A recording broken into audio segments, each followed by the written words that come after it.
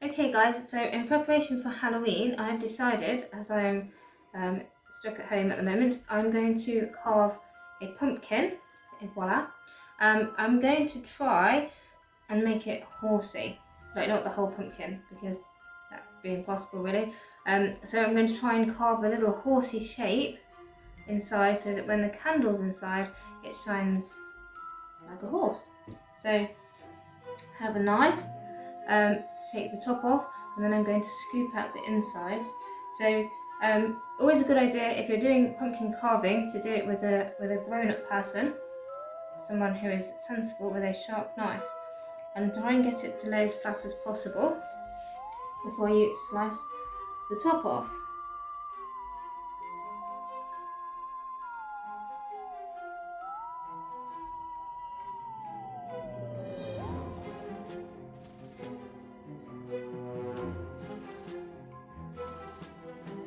Right, once you've taken the lid off, you are then presented with this inside. So in here we've got the flesh of the pumpkin and all the pumpkin seeds. Now the interesting thing about this is that pumpkin seeds are actually natural wormers. You can use them for horses when they're nice and dry. You can put them in their feed, and they actually help with the gut and help to deworm horses naturally, which avoids the use of lots of harsh chemicals, which can be aggravating potentially.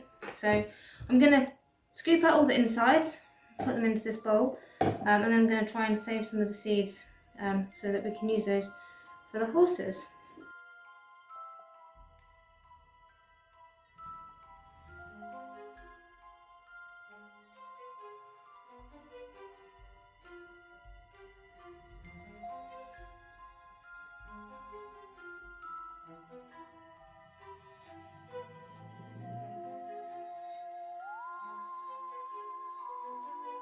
You want to try and scrape out as much of the insides as possible, because when you light the candle inside or place your torch inside, or however you want to illuminate your pumpkin, you want to get out all the stringy bits from around the edge so it doesn't interfere with whatever you're using to make your pumpkin glow. This is really good. You can also obviously make pumpkin pies. For people, it's just I naturally think of what I can do for the ponies. I prefer to use a spoon when I'm taking out the insides of the pumpkin. You can also use a knife to go around the edge first, which will help you to get rid of all the stringy bits. But a good spoon means you can scoop it all out.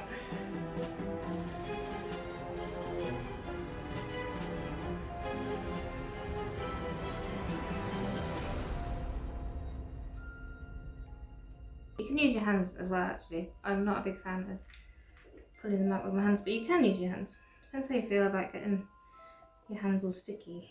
Okay, so now we have carved out our pumpkin, so it's nice and empty on the inside, so we've got rid of most of those little stringy bits.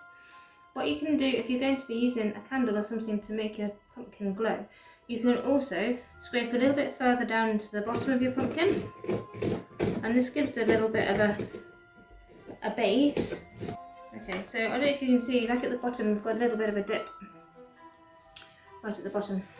Okay, so the lid obviously fits back onto your pumpkin. When you're using an actual candle, I find it's easier and better if you actually take out the middle section of the lid, because otherwise this can burn and make a bit of a funny smell.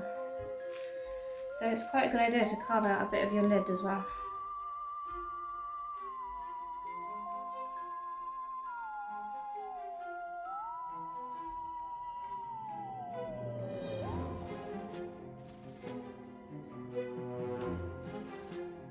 So now we can start by making the shape in the side of the pumpkin. You can literally create any shape you want to in the side of your pumpkin, and it's absolutely fine. There are no rules when it comes to how you want to display your pumpkin. So, which is good, because I'm going to try a horse. We will have to see how it goes. So I'm going to place the pumpkin down on a flat surface so it's steady, and I am going to make a start.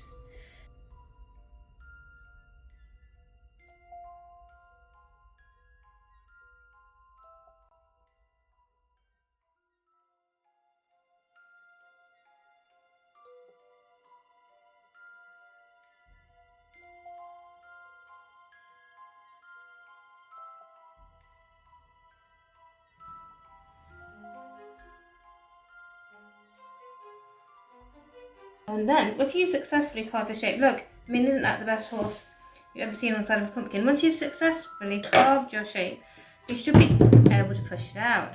There you go. And then you are left with a hole that's supposed to look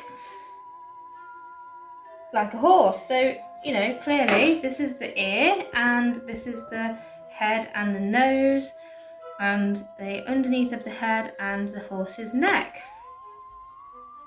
Ta-da!